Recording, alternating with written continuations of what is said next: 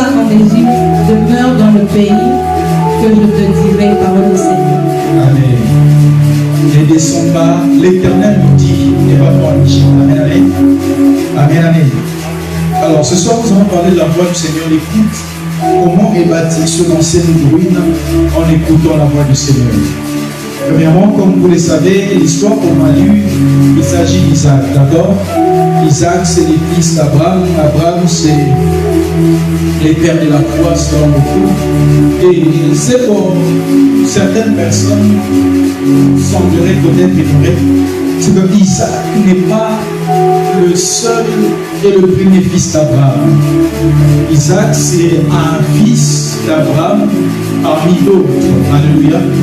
Isaac, Abraham, avant Isaac, a un fils que nous connaissons tous au nom d'Ismaël.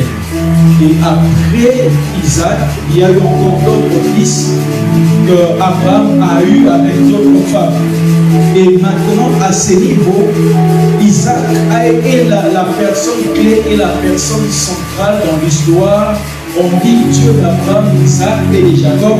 On ne parle pas des autres, on ne parle pas d'Ismaël par exemple, on ne parle pas des autres fils avec Ketura et d'autres.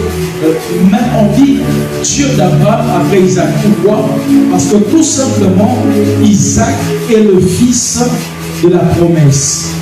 Isaac est l'enfant que Dieu a promis à Abraham. D'accord?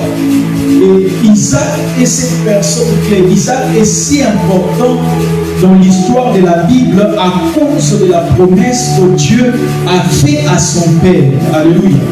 Et Dieu a dit à Abraham que je te donnerai une postérité. Je donnerai une postérité. Et pourquoi?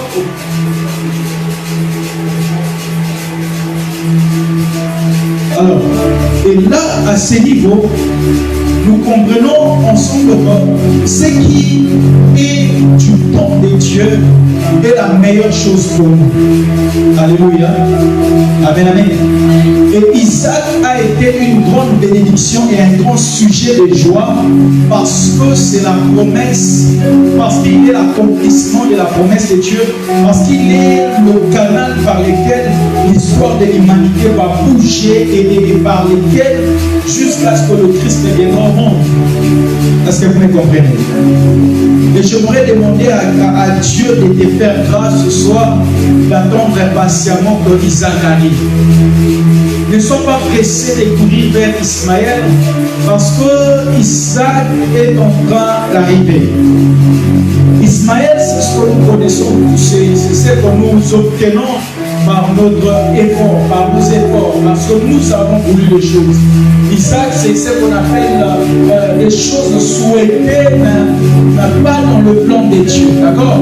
Isaac, c'est ce que nous avons besoin, mais qui n'est pas dans la volonté de Dieu. C'est vrai qu'on a besoin d'un enfant. C'est vrai qu'Abraham avait besoin d'un enfant. Mais Isaac n'est pas l'enfant qu'il fallait. Alléluia.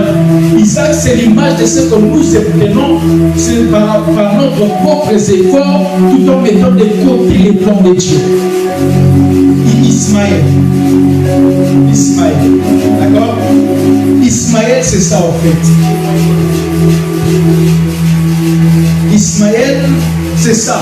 C'est que nous obtenons par rapport à ce que nous voulons, de la manière dont nous voulons. Dieu a dit quelque chose, mais au lieu d'attendre à ce que le Dieu qui a dit, de créer lui-même les moyens pour que la chose arrive, nous-mêmes, nous sommes en train de mettre, de disposer des moyens afin d'obtenir ce que Dieu a dit. J'aimerais dire à quelqu'un, on n'obtient pas par les méthodes humaines ce que Dieu a dit de faire. Est-ce que quelqu'un me comprend? Ce que Dieu a dit, lui-même, il va engager les processus qu'il faut pour que la chose se réalise. Alors ne sois pas pressé de pouvoir obtenir ce que Dieu a dit par rapport aux méthodologies humaines. Et cela me ramène à l'histoire d'Israël à l'époque de Saül et de David. D'accord?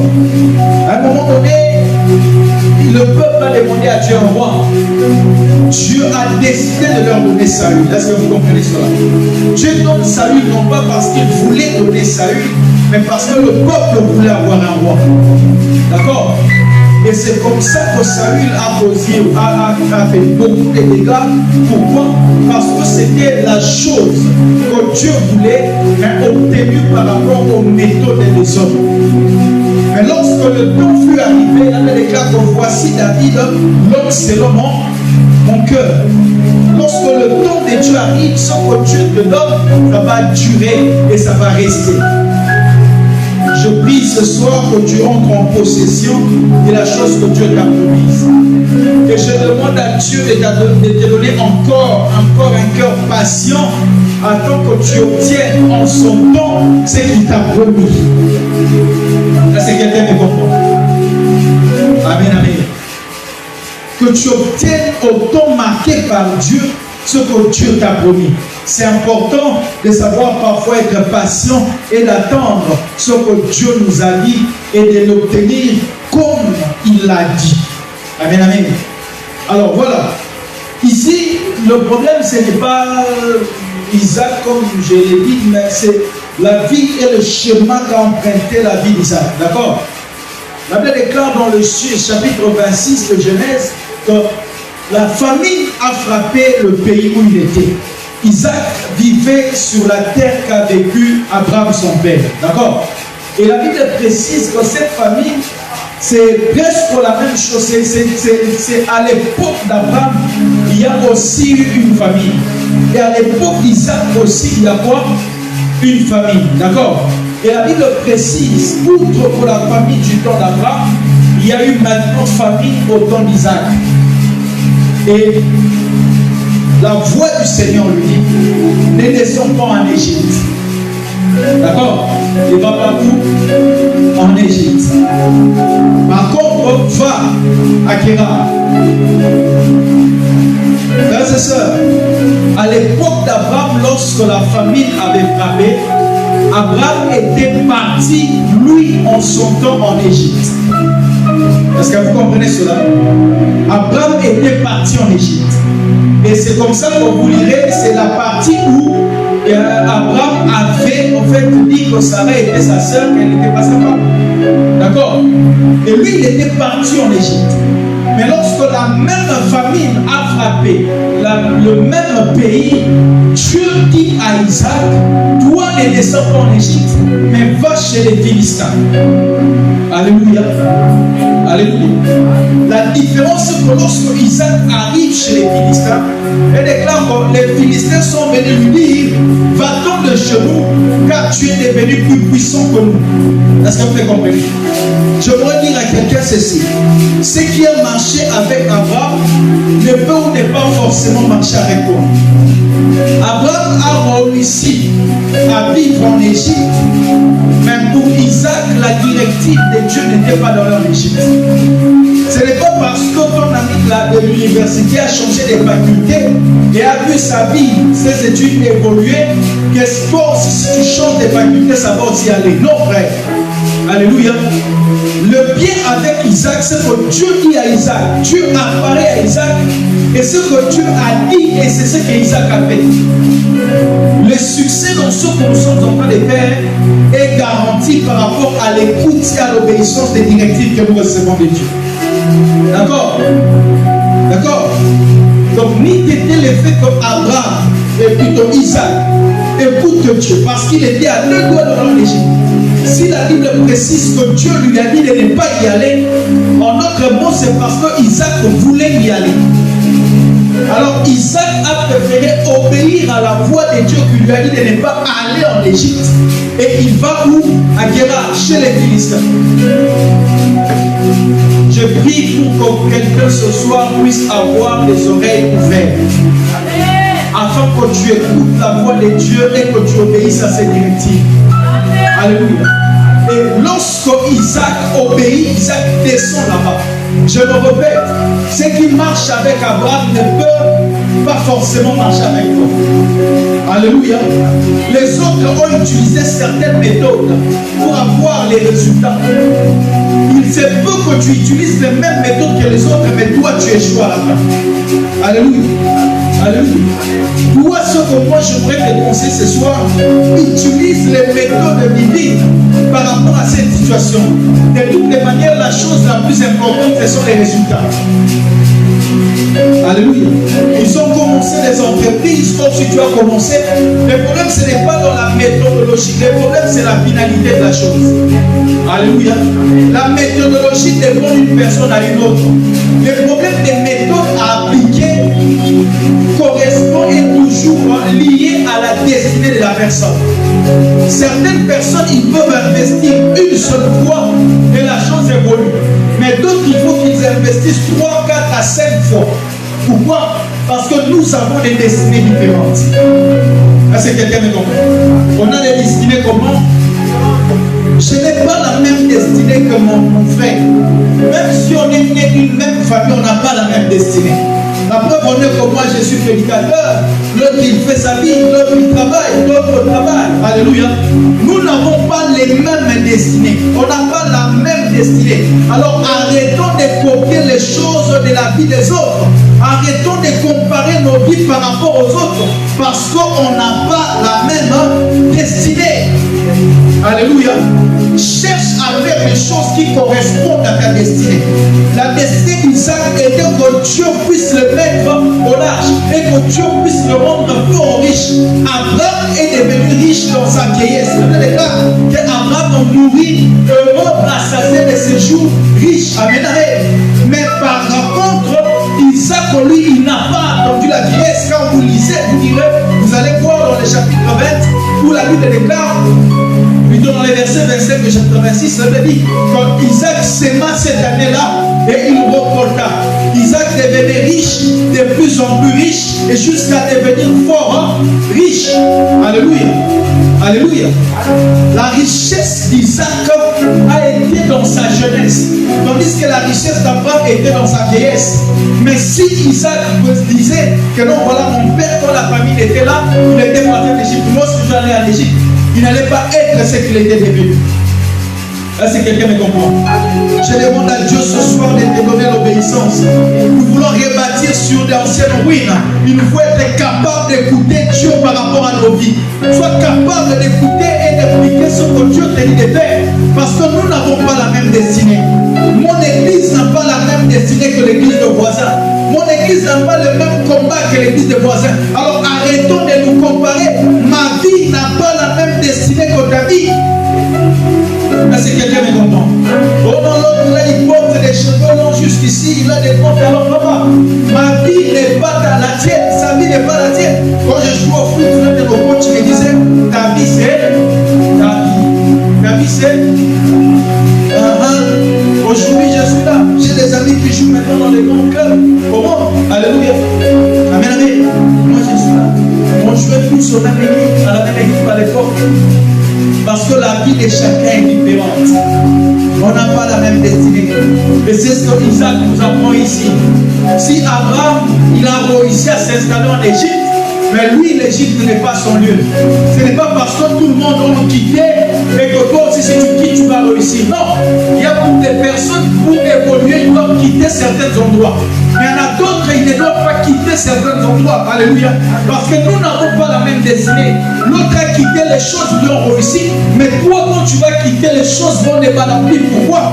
Parce que tu n'as pas fait les choses selon qu'il fallait. Est-ce que je parle à quelqu'un? Est-ce que je parle à quelqu'un? Lorsque nous apprenons à écouter le Seigneur nous conduit là où il faut pour nous. Retenez ces trois choses concernant l'obéissance, l'écoute et l'obéissance à la voix de Dieu. La première des choses, c'est qu'obéir à Dieu ne nous conduit pas toujours aux endroits que nous voulons. Ne nous donne pas toujours ce que nous avons besoin. Est-ce que quelqu'un me comprend? Obéir à Dieu ne te conduira pas toujours là où tu veux être. Mais l'obéissance à la voix du Seigneur te conduira là où il faut que tu sois. Est-ce que quelqu'un me comprend? Lorsque tu apprends à obéir à Dieu, à écouter et à obéir à Dieu, cela va t'amener à l'endroit qu'il faut pour toi. À rencontrer des personnes qu'il faut pour toi. Pas seulement des personnes que tu as besoin. Pas seulement des endroits que tu désires être. Non. Mais cela va t'emmener là où il faut pour ta destinée. Alléluia. Là où il faut pour ta destinée. Moi, j'aimerais peut-être bien voyager, j'aimerais faire la vie ailleurs. Mais parce que j'apprends à écouter le Seigneur, Dieu m'amène quelque part d'autre. Pourquoi?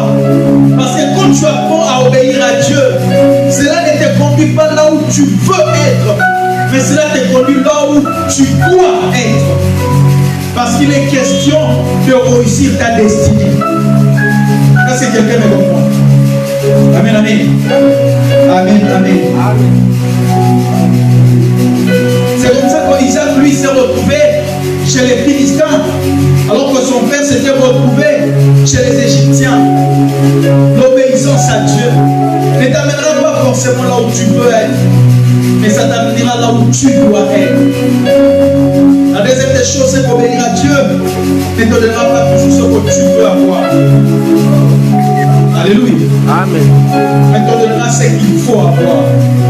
Tu as peut-être des amis qui te comprennent, mais ton obéissance à Dieu te donne des amis qui te rejettent, des personnes qui te méprisent, des personnes qui te traitent comme un moins que rien.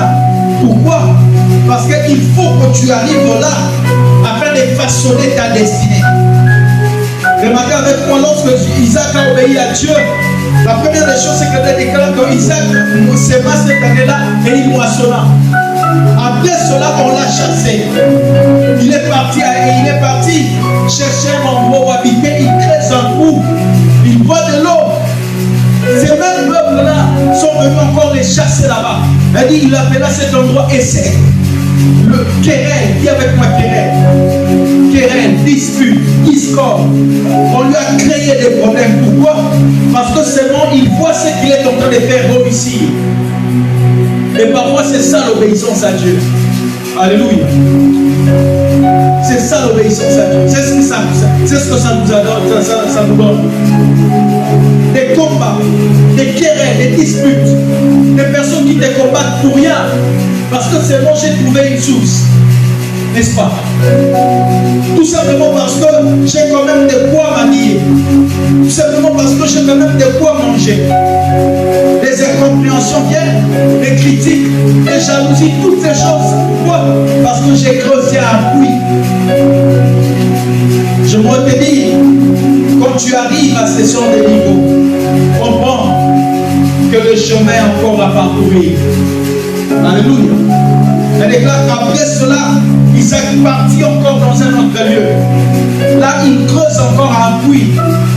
Et il appela Seigneur, et ils sont venus encore lui chercher problème, querelle encore. Et c'est plus ce qu'on appelle Sifra, qui signifie opposition, contradiction. C'est ça le chemin de la destinée. Alléluia.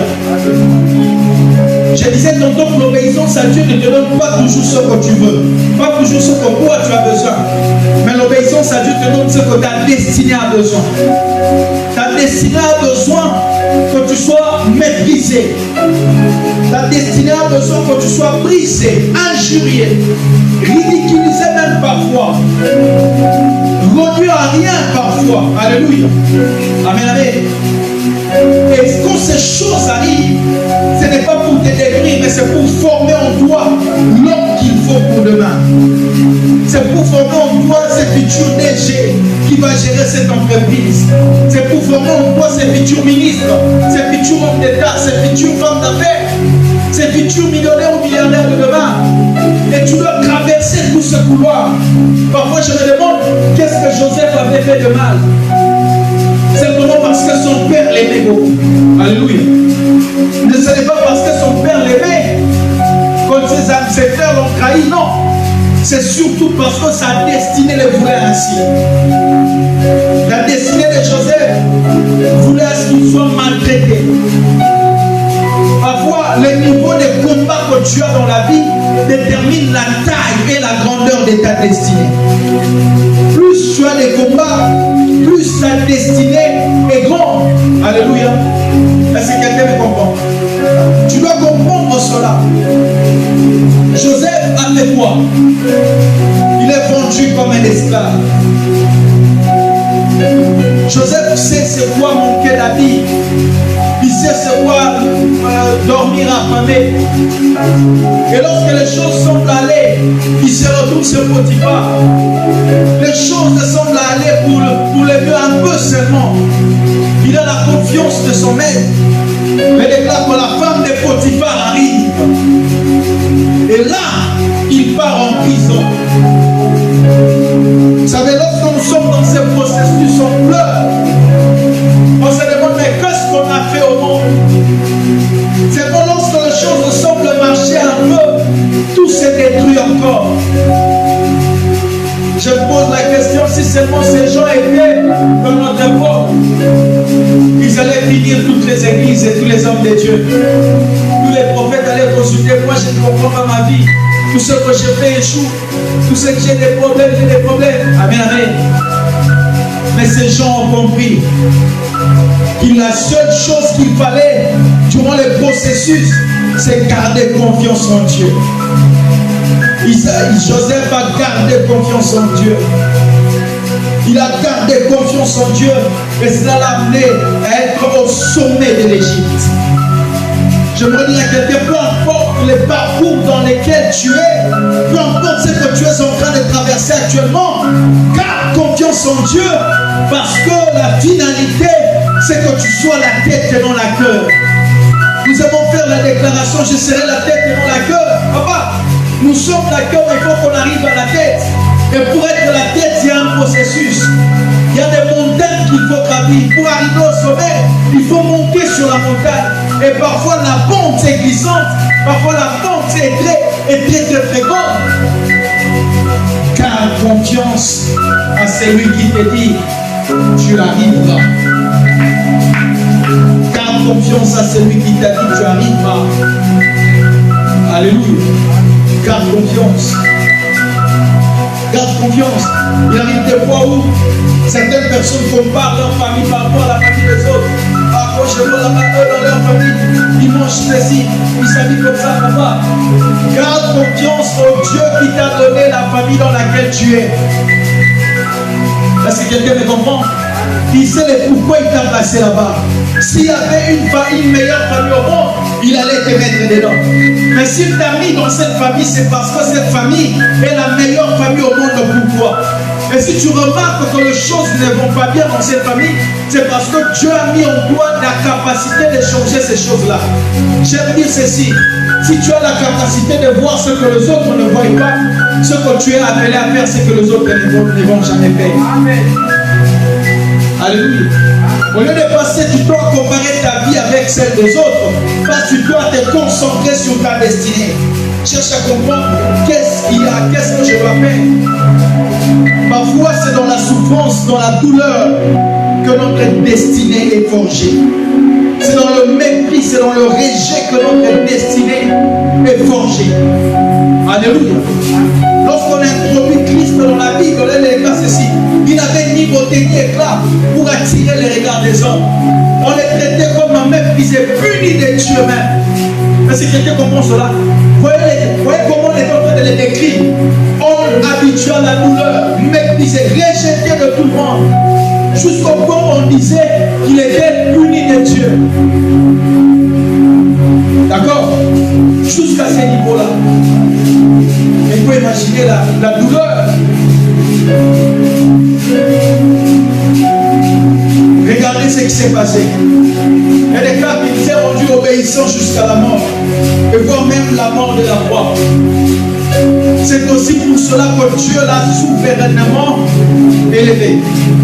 Frères et sœurs, il n'y a pas de Dieu l'a souverainement élevé s'il n'y a pas de misère aussi humilié jusqu'à la mort. Alléluia. L'élévation, il l'a souverainement élevé devant de son niveau d'obéissance jusqu'à aller mourir. Est-ce que quelqu'un comprend cela? Est-ce que quelqu'un comprend cela?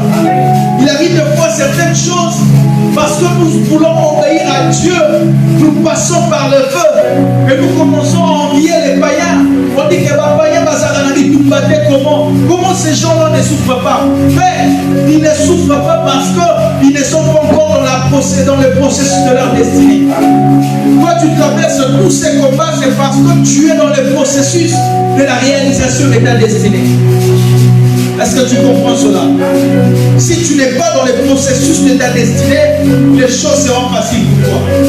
Mais si tu vois les choses devenir très compliquées, très difficiles, c'est parce que tu es dans le processus de l'accomplissement de ta destinée. Alors reste focus sur ta vision, reste focus sur tes objectifs, reste focus sur tes ambitions, car plus les choses deviennent dures, plus tu es en train d'acquérir de la force, la montagne qu'il faut, le montagne qu'il faut pour diriger le gars. Pour être un bon dirigeant, il faut avoir le mental, le nerf solide. Et tu ne peux pas avoir les notes solides, tu ne peux pas avoir les nerfs solides si lorsqu'on fait quelque chose, oh, il m'a blessé, oh, c'est qu'il m'a dit, ça m'a choqué. Oh non, frère, il faut qu'on te choque, qu'on te blesse, qu'on te dise toutes ces choses-là et que ton cœur devienne affermi. De sorte que lorsque tu seras DG, peu importe les critiques que tu recevras, ça va passer. Pourquoi? Parce que tu as été déjà formé à cela, préparé à cela. Alléluia. Jusque-là, tu pleures parce que tu manques à ces enfants. C'est que tu n'as pas encore compris l'impact de ta destinée. Est-ce que quelqu'un comprend ces choses? J'aimerais demander à Dieu d'ouvrir les oreilles de quelqu'un afin qu'il soit capable d'écouter sa voix et de marcher selon les directives que Dieu lui donne. Amen, amen. Et c'est comme ça que nous allons rebâtir cette nation. C'est comme ça que nous allons rebâtir nos vies, rebâtir nos familles. Lorsque nous apprenons à écouter et à faire ce que Dieu nous demande de faire. Alléluia. Écouter à faire ce que Dieu nous demande de faire. Imaginez vous-même, un jour, l'enfant Jésus est né, et puis le roi de la place décide de tuer tous les enfants. Est-ce que vous comprenez cela? La nuit, l'ange apparaît, il dit, prends l'enfant et sa mère, fuyez en Égypte. N'est-ce pas? N'est-ce pas? Entre nous. Qu'est-ce qui a empêché que Dieu défende son enfant? Hein? Qu'est-ce qui a empêché? C'était le Fils de Dieu qui venait de naître, n'est-ce pas? Alors on cherche à tuer tous les bébés. Il pouvait carrément se défendre, oui ou non? Oui ou non? Mais il pouvait le faire, mais pourquoi il ne l'a pas fait? Pourquoi? Pourquoi? Parce que tout combat n'est pas à combattre. Est-ce que quelqu'un comprend cela? Il n'a pas engagé le combat à ces temps-là. Parce qu'il y a de ces combats qu'il faut éviter dans la vie. Ce n'est pas tout lien qu'il faut briser. Est-ce que quelqu'un comprend? Il pouvait bien ce jour-là faire ça. Et puis voilà, il est mort, il est détrôné, n'est-ce pas? Mais beaucoup de bébés étaient morts à l'époque. Est-ce que tu me comprends? Alors lui, qu'est-ce qu'il a fait? Il a fui en Égypte. Pourquoi? Parce que pendant que lui, il a fui en Égypte, Dieu s'est occupé de frapper Hérode. Est-ce que quelqu'un comprend cela? Il y a certaines choses qui vont te retarder dans la vie. Évite certaines choses, évite certaines personnes, évite certains endroits, évite certains combats. Tu vas te donner du retard dans ta destinée. D'accord? Tu vas te donner du retard. Pendant que toi tu évites, Dieu s'occupe de toute menace n'est pas à répondre. Alléluia. Alléluia. Tu n'es pas obligé de répondre à tout. Il y a certaines choses que tu dois tout simplement éviter, dévier ta route et continue ton chemin. Tu risques de mourir très tôt. Pendant que les autres pleurent, ma vie est difficile, ma vie est compliquée. C'est là. C'est lorsqu'il y a eu d'abondantes pluies durant une certaine période de l'année que les Japonais nous ont créé les parapluies. Alléluia. Pendant que tout le monde voyait un problème qu'on ne peut pas marcher sous la pluie, eux ils ont créé les parapluies et tout le monde aujourd'hui qui peut ou pas on peut sortir. Est-ce que quelqu'un me comprend? Et c'est aussi de la même manière, je veux que tu sois capable de voir dans chaque difficulté qui se présente à toi, la solution cachée derrière cela qui va propulser ta destinée. Amen, amen. Lorsque tout le monde tremblait devant Goliath, David a vu en Goliath une opportunité.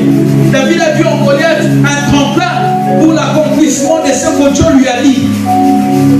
D'accord? Goliath était un géant, tout le monde avait peur de lui. Un problème, un grand défi. Mais David avait reçu l'onction royale sur lui il y a quelque temps. Il faut que cette onction se réalise, il faut qu'il arrive à sa destinée. Alors il y avait un problème pour tout le monde. Ce problème c'était Goliath. Quand David arrive, David voit en Goliath, il voit en Goliath une opportunité. Il dit, comment cet incirconcis peut-il injurier le Dieu vivant? Amen, amen. Et bien aimé, les problèmes devant lesquels nous faisons face ne sont pas forcément là pour nous détruire. Mais certains problèmes sont pour nous des occasions de révéler les talents que Dieu a mis en nous, les capacités que Dieu a mis en nous. Alléluia. Et des fois, lorsque nous sommes face à ce genre de choses, je l'ai dit au début, nous devons apprendre à écouter Dieu et à faire les choses selon les méthodes de Dieu. Pour aller au combat, les soldats mettaient des armures, des casques, des boucliers, des épées autres. D'accord? Lorsqu'on a voulu donner à David toutes ces choses, ça n'a pas marché avec David. David avait sa lance et David avait une bière. Est-ce que quelqu'un me comprend?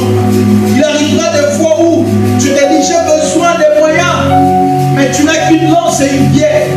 Va avec cette lance et cette bière. Tu es avec toi, le succès te sera donné. Amen, amen. Amen, amen. Parfois il arrive lorsqu'on se regarde, on se dit, on fait les bilans, on dit, on a besoin peut-être de 2 000, 3 000 dollars pour un mois seulement. Mais on touche les 100 dollars. Et bizarrement, les 200 dollars là qu'on touche, complètent tous nos besoins. Est-ce que quelqu'un comprend cela? On fait les calculs, j'ai besoin de ça. Je te pose la question, mais où aurais-je l'argent? Mais parce que tu obéis au Seigneur, mais parce que tu marches dans la volonté de Dieu, tu ne sais pas comment expliquer. Tu vois tous tes besoins être remplis, être satisfaits avec le peu que tu as. Alléluia. Alléluia. C'est comme ça que cette femme a pu nourrir sa famille. Il a reçu une directive de Dieu de prendre les bases et le peu d'huile qu'elle avait déversé sur les autres. Est-ce que quelqu'un me comprend? Utilise les méthodes de Dieu dans les défis qui sont devant toi, parce que ces défis, c'est Dieu qui les occasionne pour que tu réussisses, pour qu'on te remarque.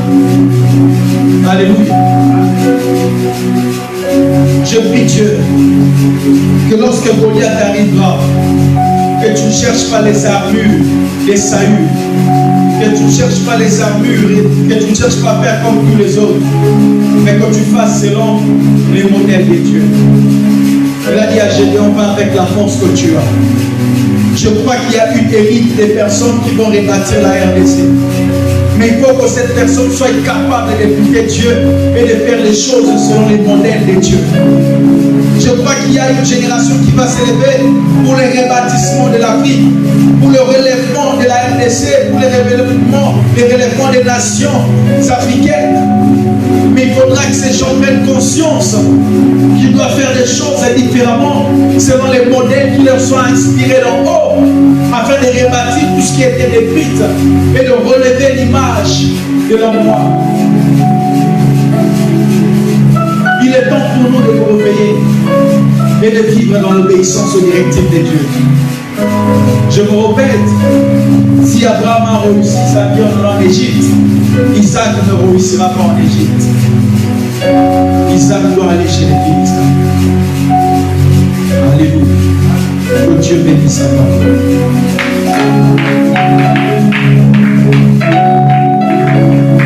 Nous allons prier.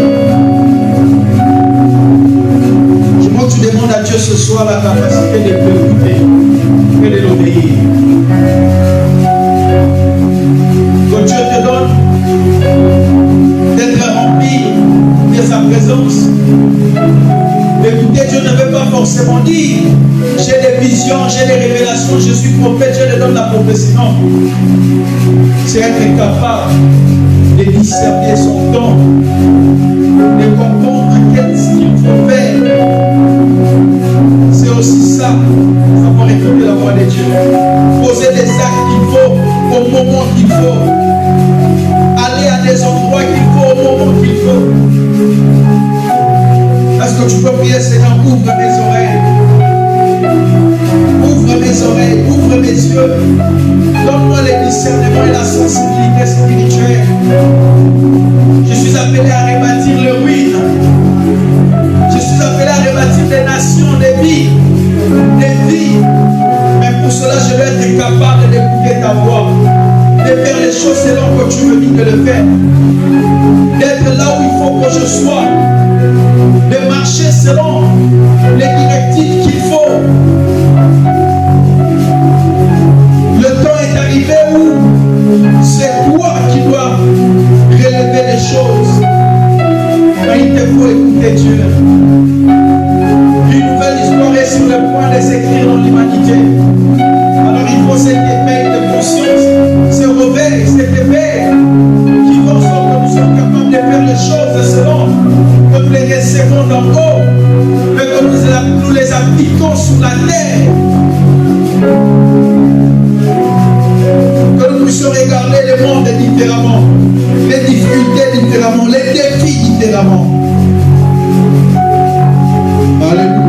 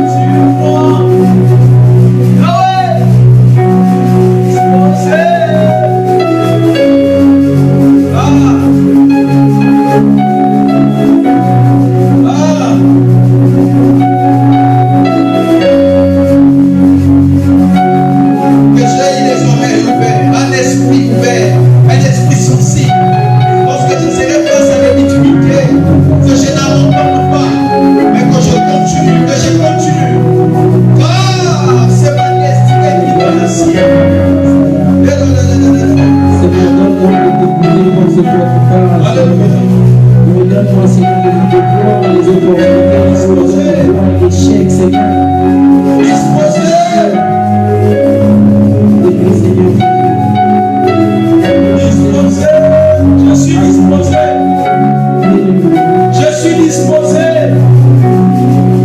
Ouvre les cieux.